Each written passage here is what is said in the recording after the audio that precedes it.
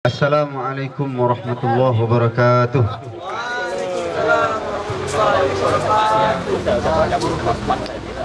Bismillah, alhamdulillah, wassalatu wassalamu ala rasulillah wa ala alihi wa sahbihi wa man tabi'ahu wa man walah, wa la hawla wa la quwwata illa billah. Amma ba'd, faqad qala Allah ta'ala fi kitabihil karim: وَمَنْ أَحْسَنُ قَوْلًا مِمَّنْ دَعَا إِلَى اللَّهِ وَعَمِلَ صَالِحًا وَقَالَ إِنَّنِي مِنَ الْمُسْلِمِينَ. وقال النبي صلى الله عليه وسلم: من سلك طريقا يلتمس فيه علما سهل الله له طريقا إلى الجنة، أو كما قال النبي صلى الله عليه وسلم. Segenap kepengurusan komunitas BBH Bagan Batu Hijrah yang kami hormati, beserta abang-abang, kakak-kakak, adik-adik sekalian yang kami sayangi. Pertama, kita bersyukur kepada Allah Subhanahu wa Ta'ala atas segala limpahan karunia dan rahmatnya sehingga kita dapat berkumpul di sini. Ini semua semata-mata atas karunia yang diberikan oleh Allah Subhanahu wa Ta'ala kepada kita semua. Kemudian selanjutnya salawat beserta salam tetap tertuju kepada junjungan alam Nabi Agung Muhammad sallallahu alaihi wasallam dengan ucapan Allahumma salli ala sayyidina Muhammad wa ala ali sayyidina Muhammad. Mudah-mudahan dengan bersalawat kepada beliau kita diakui sebagai umatnya dan mendapatkan syafaat dari beliau kelak di hari di mana syafaat beliau sangat kita butuhkan. Amin ya rabbal alamin. Boleh sejenak untuk supaya majelis kita mendapatkan keberkahan dari Allah Subhanahu wa Ta'ala, kita sholawat bareng-bareng dulu. Boleh ya, kita sholawat dulu sama-sama ya. Ya Nabi salam alaika, ya Rasul salam alaika, ya Habib salam alaika, salawatullah alaika. Allahumma salli ala sayyidina Muhammad wa ala ali sayyidina Muhammad.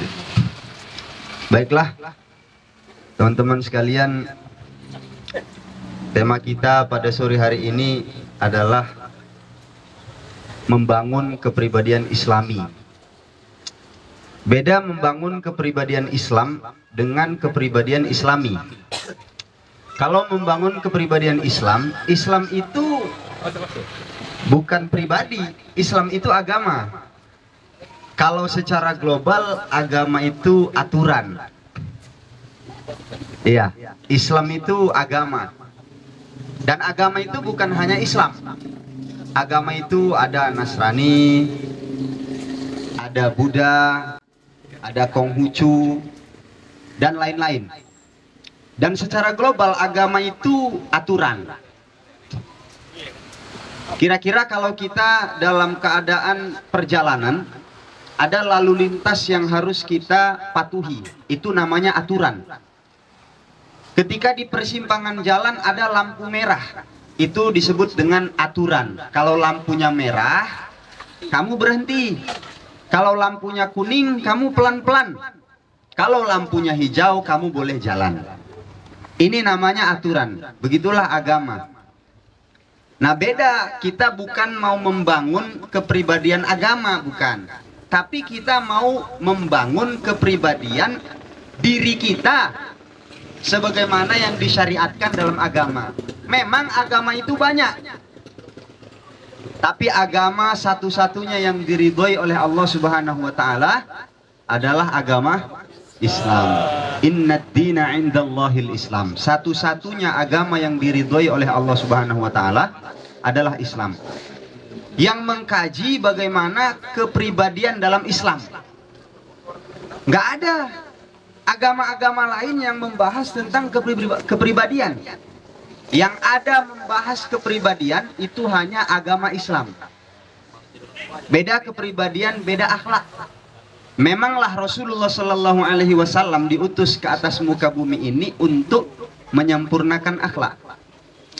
Tapi akhlak itu adalah sebagai penyempurna kepribadian kita. Kita menjalankan segala syariat di dalam Islam itu berdasarkan kepribadian kita. Tapi sempurnanya amal-amal syariat yang kita jalankan dengan kepribadian kita tadi itu dengan akhlak.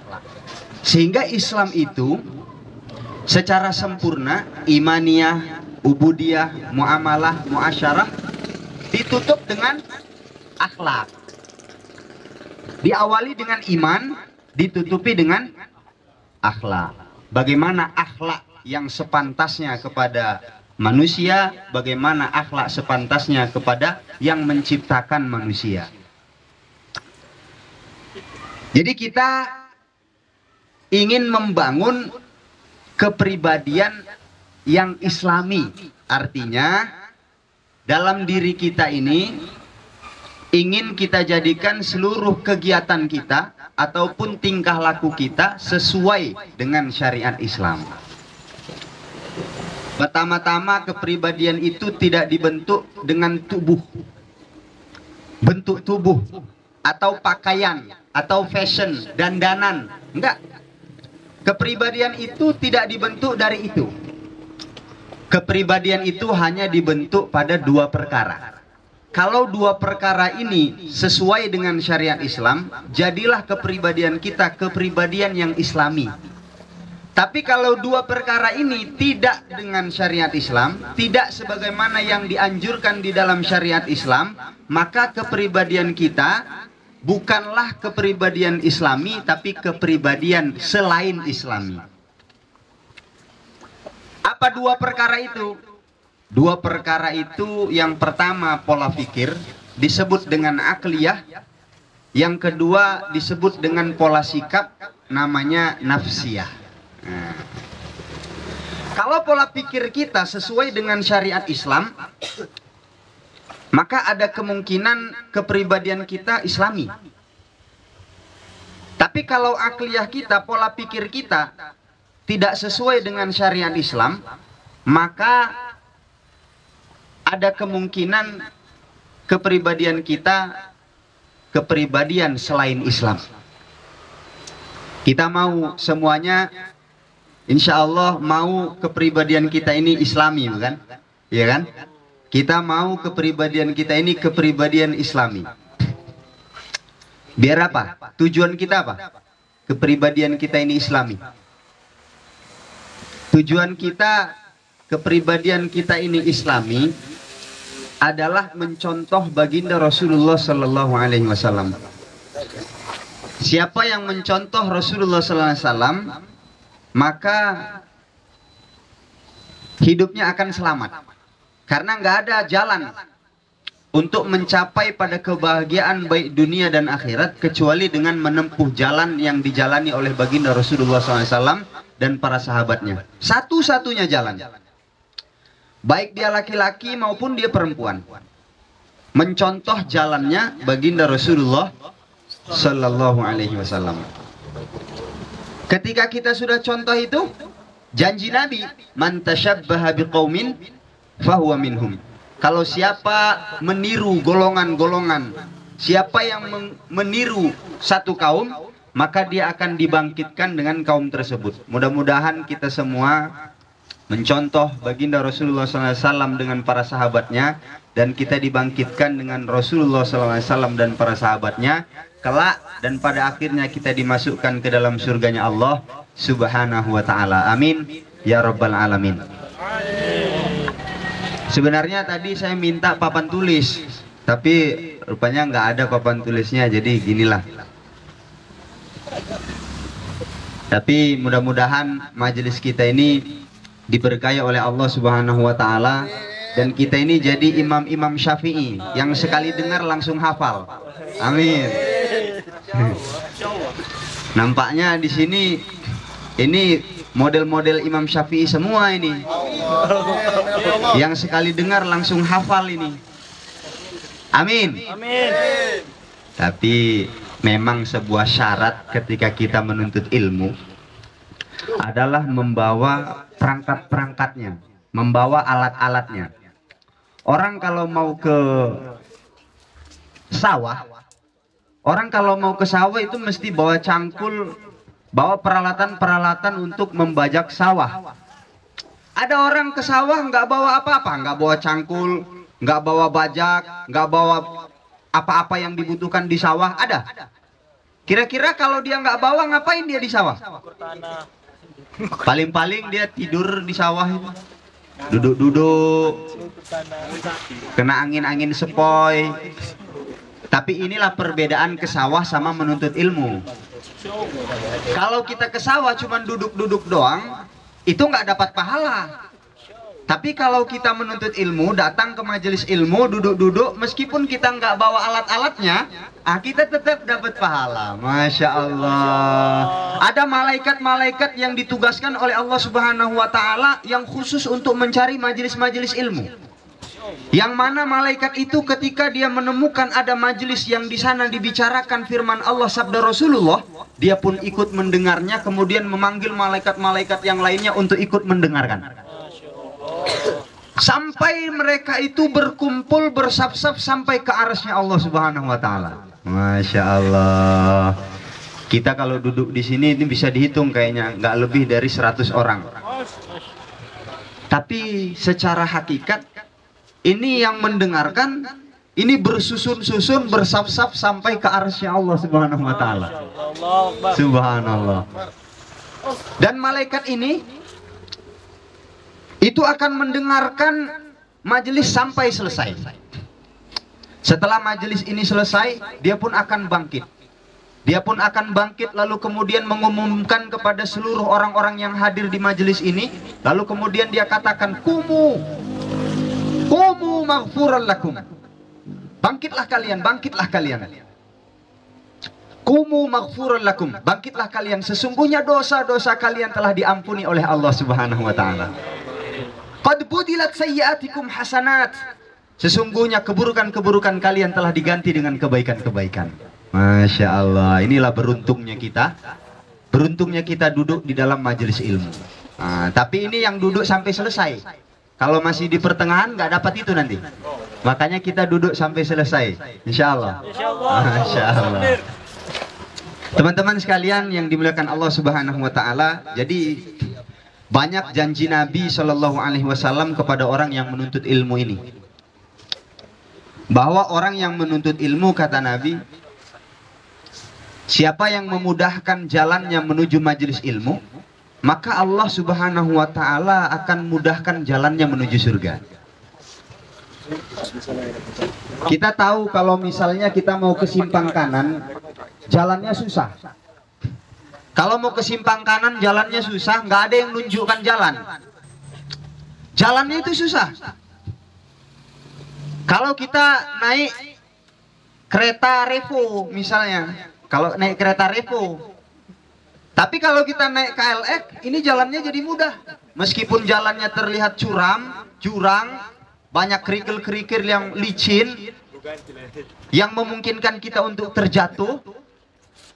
Nah, ada yang menunjukkan, kamu ke sana jangan naik Revo, ini ada KLX, nah saya pinjemin gitu. Atau ada yang punya mobil Fortune, dikasih mobil Fortune-nya, ini pakai kalau mau simpang kanan sana lah pakai, nggak apa-apa. Seolah-olah yang menuntut ilmu tadi dimudahkan Allah Subhanahu Wa Taala untuk menuju surga. Dalam kitab Minhajul Abidin karangan Imam Al-Ghazali, beliau katakan jalan menuju surga itu memang curam, memang jurang, banyak kerikil-kerikil yang memungkinkan kita untuk terjatuh dan sulit untuk kembali bangkit. Berbeda dengan jalan ke neraka. Jalan ke neraka itu jalannya mulus, banyak pemandangan-pemandangan yang indah, ya kan? Kalau di sini nggak ada pemandangan yang indah, tertutup semuanya. Di sini wanita soleha. Kalau di luar sana banyak yang gitar-gitar Spanyol katanya. Itu pemandangan-pemandangan menuju neraka. Kalau jalan ke surga curam jalannya. Tapi kalau jalan ke neraka enak-enak, ya kan? Buat kita fly, ya kan? Buat kita senang, adem, ya kan? Padahalnya ujungnya apa? Ujungnya dibakar. Coba tempelkan rokok itu di pipi, kira-kira gimana rasanya? Habis tempelkan di pipi, tempelkan di bibir, wah tambah sakit lagi. Habis tempelkan di bibir, tempelkan di mata, tambah sakit lagi. Nah, di neraka nanti yang dibakar bukan pipi, bukan bibir, bukan mata aja, seluruh tubuh dibakar. Makanya para sahabat terdahulu itu takutnya dengan maksiat sebagaimana takutnya dibakar oleh api. Takutnya dengan kemaksiatan itu sebagaimana takut dilemparkan ke dalam api. Nggak ada orang yang berani dilemparkan ke dalam api. Sekuat-kuatnya orang, seberani-beraninya orang. Ada orang pemberani, berani mati, takut lapar. Tambah satu lagi takutnya, bukan cuma takut lapar aja, takut dibakar. Nggak ada orang yang berani dibakar. Siapa yang berani dibakar? Coba angkat tangan, Bang Onal berani? Berani dibakar? Nggak ada yang berani kita dibakar. Yang belakang ada berani dibakar? Nggak ada yang berani kita dibakar. Padahal api dunia ini itu lebih rendah berkali-kali lipat dibandingkan api neraka. Api neraka itu warnanya hitam, bukan merah lagi.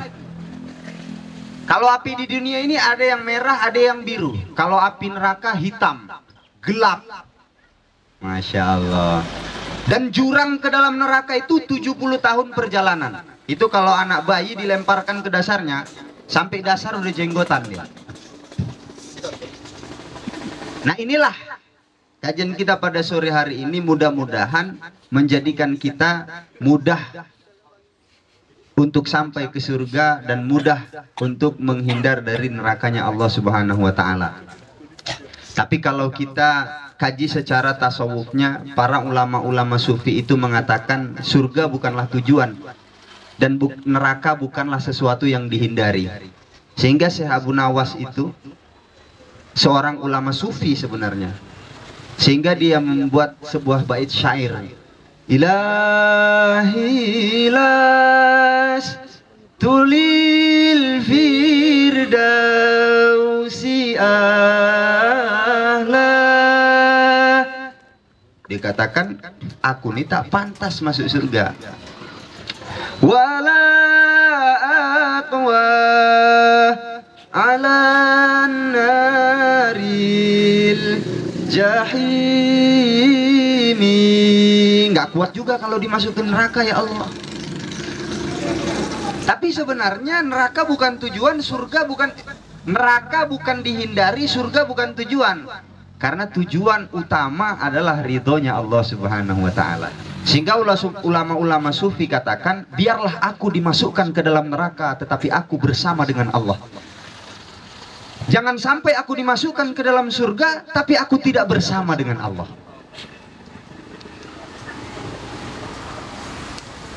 Coba kira-kira gimana itu?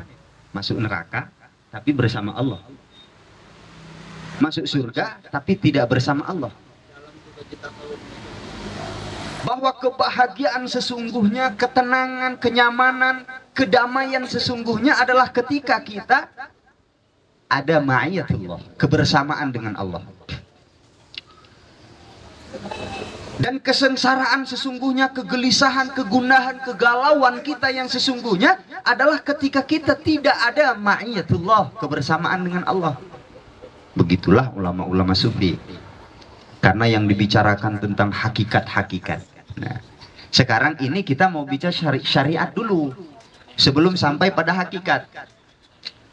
Makanya meskipun surga itu bukan tujuan, tapi di dalam ayat Al-Quran kita diperintahkan untuk menggapainya, mencapainya, supaya kita ini dimasukkan ke dalam surga.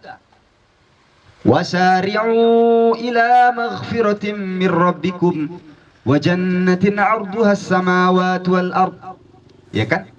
Bergegaslah kamu ila maghfiratin min rabbikum, kepada ampunan-ampunan Tuhan, kepada ampunan-ampunan Allah. Wal jannah, dan bergegas kamu untuk mendapatkan surga. Maka untuk mendapatkan surga itu bukan perkara yang mudah. Diawali dari diri kita sendiri dulu. Sehingga tema kita pada sore hari ini membangun kepribadian Islami. Dengan kepribadian yang kita punya, kepribadian itu sesuai dengan syariat agama kita, yaitu agama Islam, agama yang diridhoi oleh Allah Subhanahu wa taala. Dengan inilah kita bisa mendapatkan surga. Tapi ini baru langkah pertama, langkah awal. Belum langkah-langkah berikutnya. Langkah-langkah berikutnya ada takwa, menjalankan seluruh perintah Allah, ada wajibat wajtinabul muharramat. Mengerjakan seluruh perintah-perintah Allah, menjauhi seluruh larangan-larangan Allah. Dan banyak langkah-langkah lain. Kalau kita mau bertakwa kepada Allah, menjalankan seluruh perintah Allah, menjauhi seluruh larangan Allah, tentu kita harus tahu dulu nih apa perintah-perintahnya, apa larangan-larangannya, sehingga kita mampu untuk mengerjakannya, sehingga kita mampu untuk menjauhinya. Lah bagaimana kita mau mengamalkan perintah Allah sementara kita nggak tahu apa yang diperintahkan? Lah bagaimana kita mau menjauhi larangan Allah sementara kita nggak tahu apa yang dilarang? Dan terkadang kita sudah tahu apa yang diwajibkan, kita sudah tahu apa yang dilarang, tapi kita tidak mampu mengamalkan dan tidak mampu untuk menjauhi karena ada kepribadian kita. Kepribadian kita tidak kepribadian Islami, sehingga kita tidak sanggup untuk mengerjakan apa yang diperintahkan dan tidak sanggup untuk menjauhi apa yang dilarang.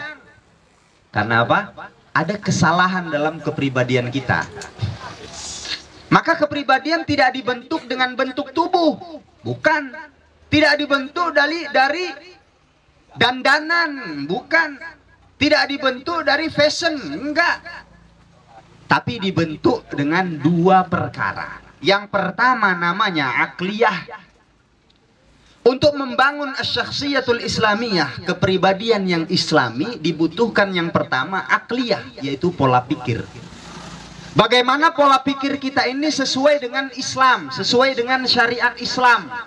Berpikirnya ini sesuai dengan syariat Islam. Kalau tidak sesuai dengan syariat Islam, ya nggak usah dipikirkan.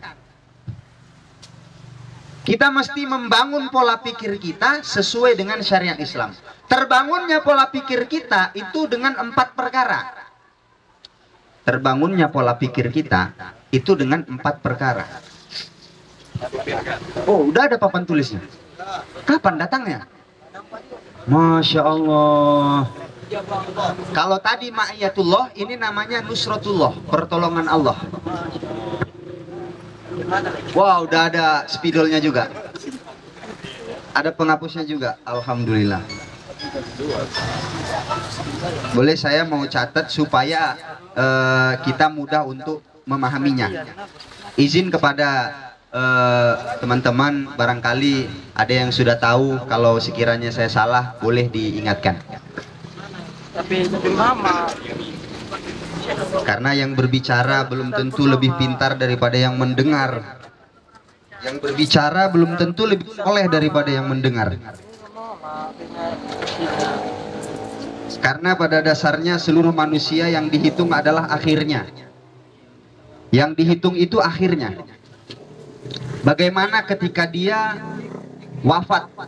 Apakah dia wafat dalam keadaan iman kepada Allah?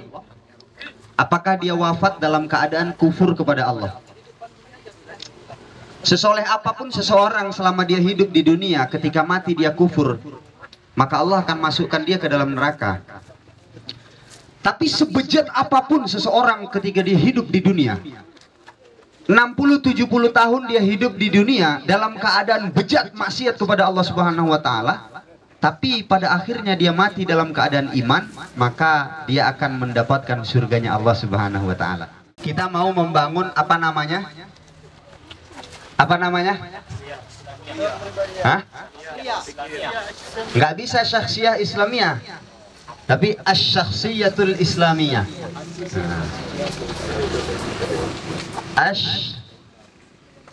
syakhsiyatul Islamiyah.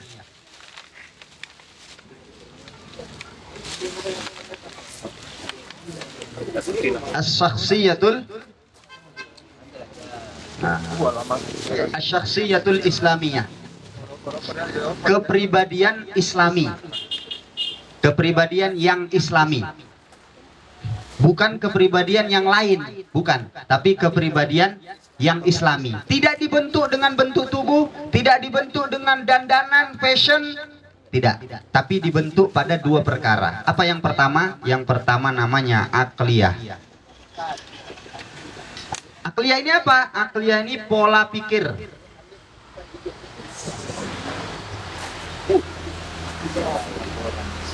Bagaimana kita menjadikan pola pikir kita itu sesuai dengan Islam. Terbangunnya pola pikir, terbangunnya pemikiran itu dengan 4 perkara. Apa dia? Yang pertama namanya waqi'.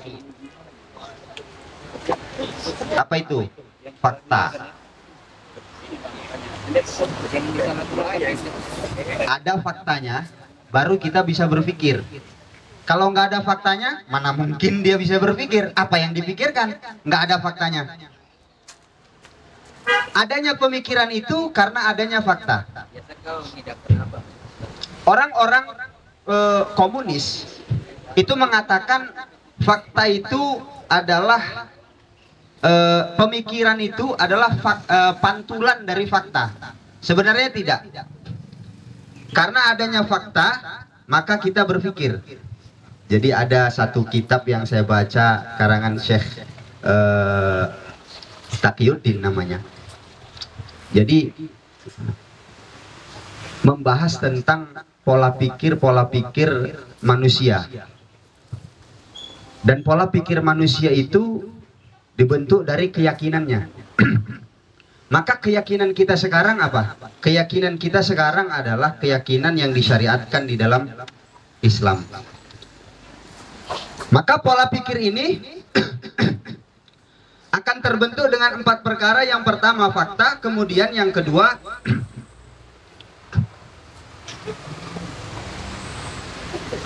maklumat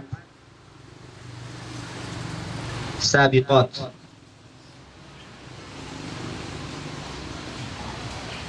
Maklumat sabiqat ini informasi-informasi terdahulu. Pengetahuan kita sebelumnya. Informasi terdahulu. Nah, apa yang kita indra itu bisa kita pikirkan. 4 perkara ini akan menjadi cikal bakal kita punya pemikiran. Kemudian pemikiran kita itu harus disandarkan pada Islam. Maka ada diagram lagi di bawahnya. Kalau pola pikir kita ini, landasan pikiran kita ini adalah Islam.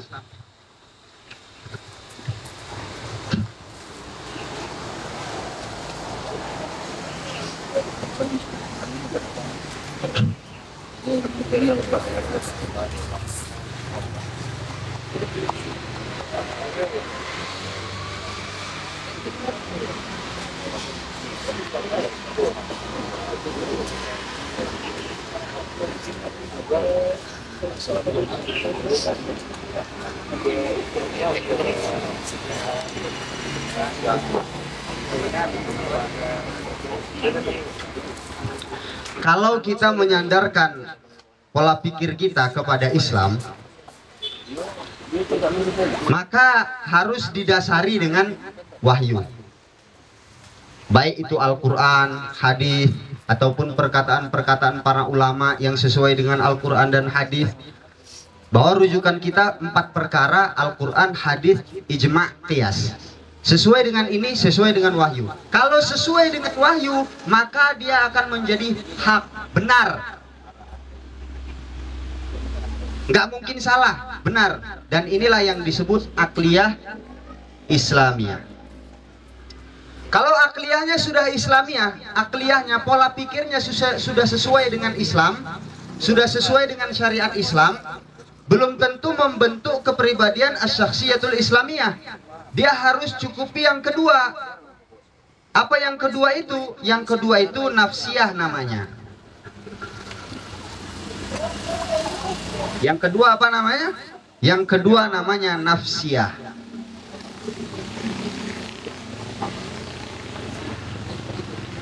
Nafsiyah ini apa? Nafsiyah ini pola sikap. Nah, pola pikir ini, pola pikir. Akliyah.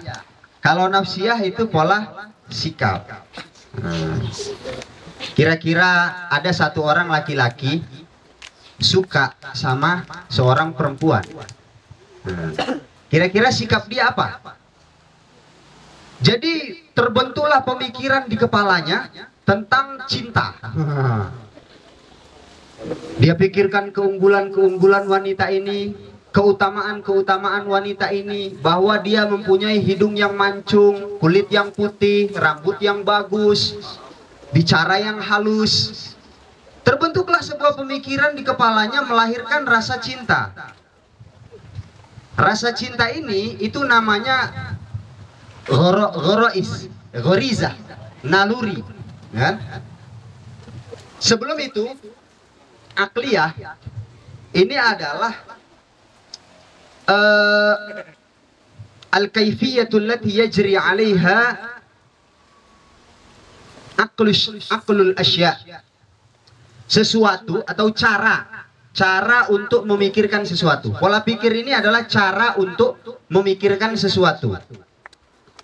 Sesuai enggak sama yang 4 ini?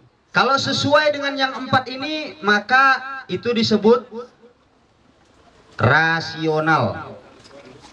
Nah, kalau sesuai dengan yang 4 ini disebut dengan rasional. Kalau sesuai dengan wahyu tadi, maka dia akan menjadi benar, dan itulah yang disebut dengan akliyah Islamiyah.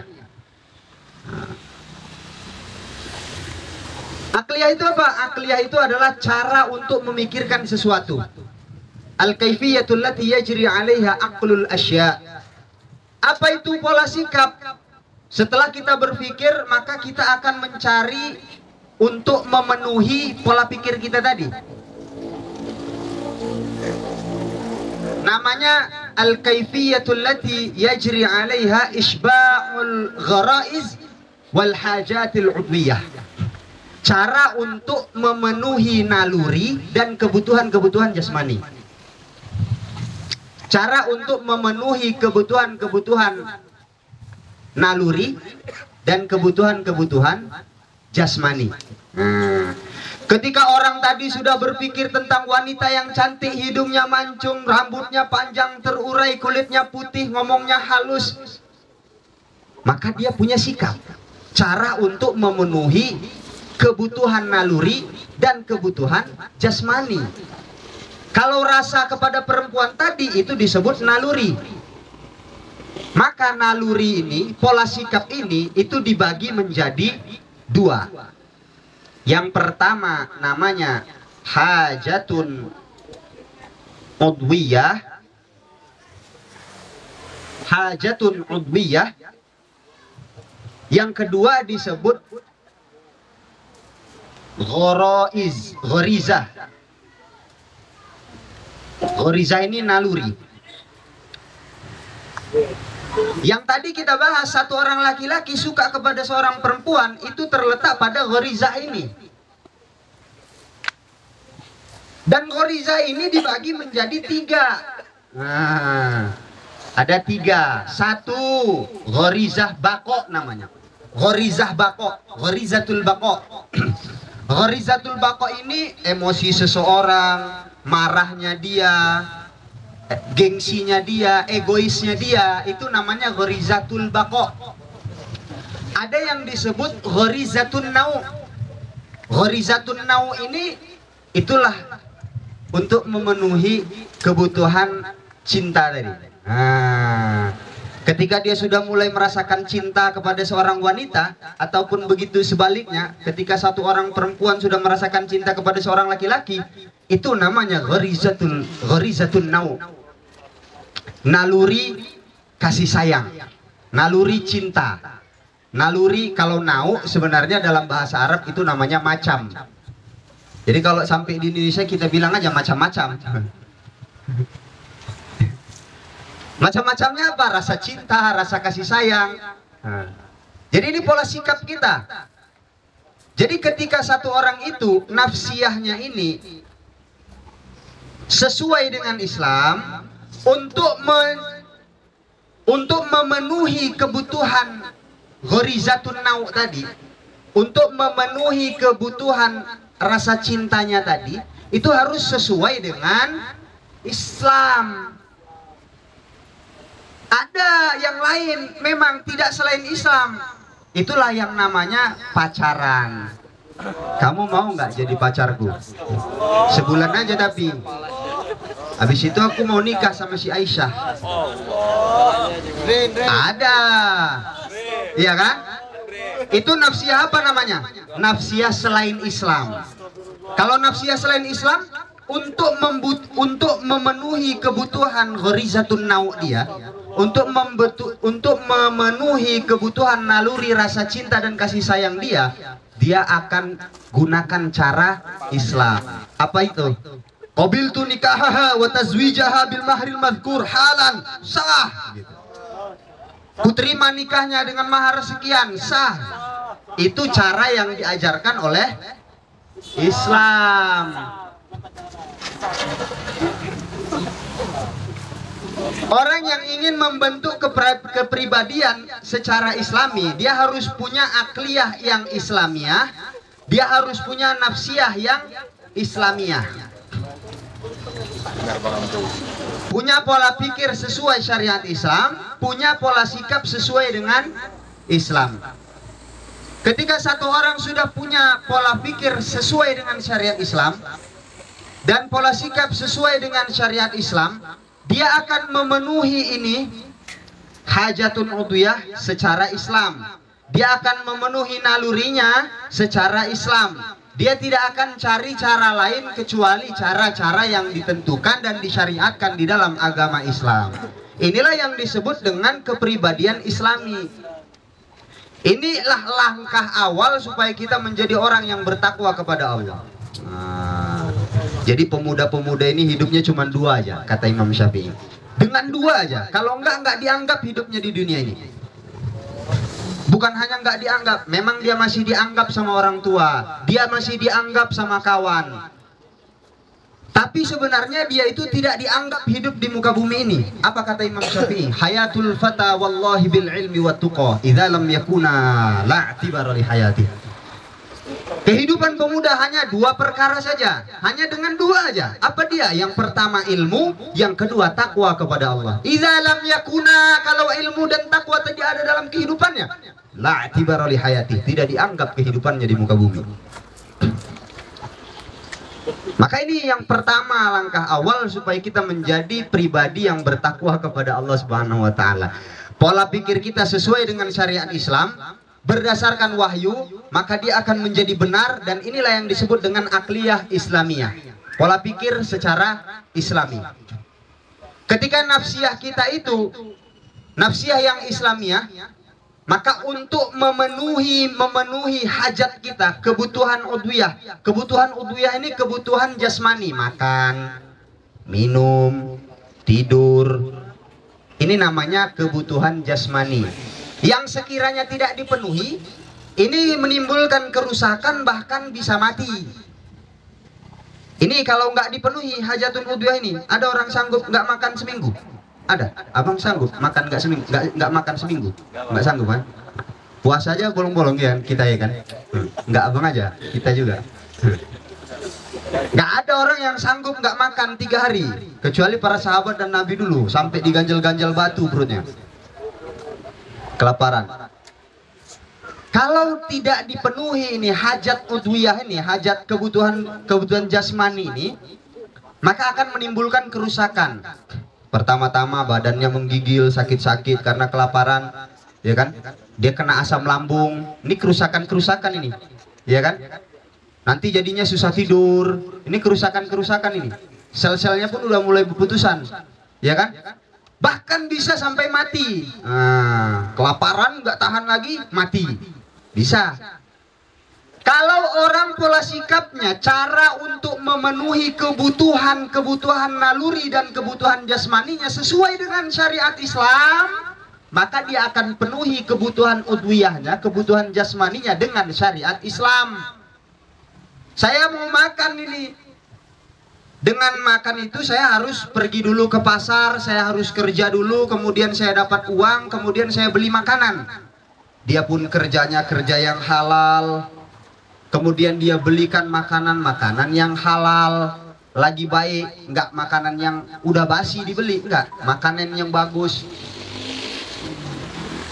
Ketika nafsiyahnya, pola sikapnya, cara untuk memenuhi kebutuhan naluri dan kebutuhan jasmaninya itu sesuai dengan syariat Islam. Kalau tidak sesuai, apa yang terjadi? Ada uang 100.000, dimasukkannya ke dana. Habis itu diputar-putarnya duitnya. Bukan uangnya itu diputar-putar, enggak. Tapi ada di HP itu yang mutar-mutar. Iya kan? Ada di HP itu yang mutar-mutar. Tiba-tiba jadi banyak duitnya katanya. Ini pola sikap yang tidak sesuai dengan syariat Islam. Ada banyak sesuatu-sesuatu, perkara-perkara yang akan kita penuhi dalam kebutuhan kita, dan ini sudah tercakup di sini semuanya. Pertamanya kebutuhan jasmani, yang kedua kebutuhan naluri. Naluri kita itu dibagi menjadi 3. Ada naluri bako, gengsi, emosi. Kalau nafsiyah kita ini nafsiyah yang islami, marah kita pun sesuai dengan syariat Islam. Ada orang punya anak, anaknya tidak sholat. Kita udah punya anak masing-masing di sini ya. Udah. Ada yang belum lahir anaknya. Nah, tapi bentar lagi lahir. Amin. Mudah-mudahan selamat, sehat walafiat, panjang umur, murah rezeki, sehat selalu. Masya Allah, sebentar lagi jadi ayah ya. Amin. Masya Allah. Jadi marahnya kita kalau sesuai dengan syariat Islam, ada anak kita yang tidak sholat dan usianya itu sudah mencapai 10 tahun. Dalam hadis Rasulullah Shallallahu Alaihi Wasallam, anak yang tidak sholat ketika sudah berusia 10 tahun itu dipukul. Marah kita memang. Marah itu nggak selamanya buruk. Terkadang juga baik, terkadang bisa wajib. Memarahi anak yang tidak sholat itu hukumnya jadi wajib. Ketika anak meninggalkan sholat, memerintahkan anak untuk sholat di usia 7 tahun itu hukumnya wajib. 10 tahun dia meninggalkan sholat, hukumnya wajib untuk memukulnya. Ini marah yang sesuai dengan sikap Islam. Yang pertama ini namanya ghorizatul bako, marah, gengsi. Gengsi juga ada kok sesuai dengan syariat Islam. Marah, sayang. Kalau sayang sudah masuk yang kedua. Yang pertama ghorizatul bako, membanggakan diri, ya kan? Kesombongan. Itu juga kadang-kadang ada anjurannya. Ketika sombong sama orang sombong juga ada baiknya. Itu sesuai dengan syariat Islam. Maka segala sesuatu kebutuhan kita, baik kebutuhan jasmani ataupun kebutuhan naluri, semuanya kita sandarkan pada syariat Islam, sehingga kepribadian kita utuh menjadi kepribadian yang khas, dan kepribadian yang khas itu disebut dengan kepribadian yang islami. Begitu juga naluri yang kedua, perasaan sayang, rasa cinta, rasa rindu. Kalau rindu terus kita mau memenuhinya dengan syariat Islam bagaimana? Tentu ada caranya untuk memenuhi sikap kita yang diajarkan oleh syariat Islam. Dengan itulah kita memenuhinya. Dengan cara Islam itulah kita memenuhinya. Jangan dengan cara lain. Kalau dengan cara lain berarti kita tidak sempurna dalam kepribadian Islami kita. Kemudian yang ketiga ada namanya gharizah at-tadayyun. Gharizatut tadayyun. Gharizatut tadayyun ini adalah naluri seseorang yang mana orang tersebut memang pada dasarnya butuh pada yang lebih besar. Itu namanya gharizatut tadayun. Manusia ini adalah makhluk sosial. Dia butuh pada yang lain, butuh pada yang lebih besar, atau butuh pada yang lain. Kalau kita mau menyempurnakan atau memenuhi naluri butuh pada yang lain ini dengan syariat Islam, maka kita akan menjadikan satu-satunya tempat bergantung, satu-satunya tempat berharap dialah Allah Subhanahu wa Ta'ala yang maha besar dari segala yang besar. Kita tidak gantungkan pada caleg, kita tidak gantungkan pada bupati, tidak gantungkan pada gubernur, tidak gantungkan harapan dan segala apa yang kita butuhkan pada makhluk, tetapi kita gantungkan itu semuanya pada yang menciptakan makhluk. Siapa dia? Allah Subhanahu wa Ta'ala. Sehingga kita nggak akan kecewa. Kekecewaan yang terbesar yang hadir dalam hatimu kemudian meneteskan air mata lewat pipimu adalah ketika kau bergantung pada makhluk dan meninggalkan bergantung pada Allah. Gantungkan seluruh apa yang kita butuhkan pada yang maha kuasa. Allahu Akbar, Allah yang maha besar. Setiap azan kita dengarkan Allahu Akbar, Allahu Akbar, gitu kan? Kita dengar sering itu setiap subuh, zuhur, asar, maghrib, isya. Hari-hari kita dengar Allah maha besar, Allah maha besar. Tapi Allah maha besar ini belum masuk menghujam dalam-dalam dalam hati kita. Kenapa? Karena kita belum punya kepribadian yang islami.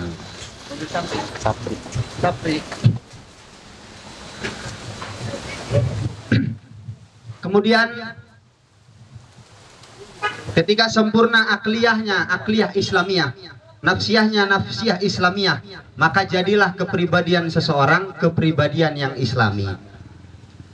Kemudian yang terakhir, dan tidak bisa dipungkiri bahwa manusia, syakhsun, manusia itu disebut insan karena dia banyak salah dan lupa. Sumiyal insanu insanan likathratin nisyan. Manusia itu disebut insan asal katanya nasia, yang artinya lupa. Subjeknya pelupa, nasun. Maka manusia itu sebenarnya pelupa. Dia sering salah, dia sering khilaf. Asy-syakhsiyatul islamiyah, kepribadian yang islami, tidak menjamin seseorang itu tidak berdosa. Tidak. Karena manusia memang bukan malaikat. Kalau malaikat ia tidak berdosa. Alladzina la ya'sunallaha ma amarahum wa yaf'aluna ma yu'marun. Itu malaikat. Tidak pernah berbuat dosa kepada Allah Subhanahu wa Ta'ala, tidak pernah bermaksiat kepada Allah Subhanahu wa Ta'ala, dan selalu melakukan apa saja yang diperintahkan oleh Allah Subhanahu wa Ta'ala. Itu malaikat. Nah, manusia tidak bisa jadi malaikat. Begitupun sebaliknya, malaikat tidak bisa jadi manusia. Tapi manusia diciptakan oleh Allah Subhanahu wa Ta'ala menjadi makhluk yang paling sempurna, bahkan lebih sempurna daripada malaikat. Ungkapan ini pun benar bahwa manusia itu memang lebih mulia daripada malaikat. Apa yang menjadikan manusia lebih sempurna daripada malaikat? Ketika dia menggunakan akalnya untuk berpikir. Kemudian akalnya digunakan untuk proses berpikir dengan metode berpikir secara islami. Itulah yang disebut dengan dia lebih mulia daripada malaikat. Ketika kapan? Ketika dia menggunakan akalnya untuk berpikir.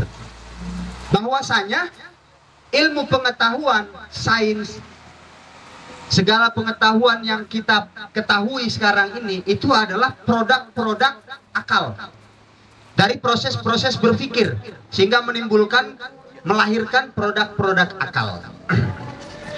Dan inilah yang menjadikan manusia itu lebih sempurna daripada binatang, daripada malaikat, lebih sempurna daripada makhluk-makhluk Allah yang lainnya. Laqad khalaqnal insana fi ahsani taqwim. Sungguh Allah Subhanahu wa Ta'ala menciptakan manusia ini sebaik-baiknya penciptaan. Gak ada makhluk yang lebih sempurna daripada manusia. Tapi ketika dia disebut dengan manusia yang sempurna, bukan berarti dia menjadi manusia yang sempurna toh begitu saja. Tidak. Dia harus gunakan sesuatu untuk dia menjadi manusia yang sempurna. Kalau dia tidak gunakan sesuatu itu, bahkan dia bisa lebih hina daripada binatang. Ketika dia tidak menggunakan sesuatu yang harusnya digunakan. Dan poinnya adalah ketika seseorang menjadikan dirinya mempunyai kepribadian, dan kepribadian itu kepribadian yang islami. Mudah-mudahan kajian yang singkat ini memberikan motivasi kepada diri saya sendiri dan kepada kita semua, dan mudah-mudahan kita bisa mengamalkannya dalam kehidupan kita sehari-hari. Mungkin di sana sini terdapat kesalahan dan kekhilafan baik tingkah laku maupun ucapan, maka dengan kerendahan diri mohon kiranya saya dimaafkan. Barakallahu fikum fa ahsanallahu ilaikum. Wassalamualaikum warahmatullahi wabarakatuh.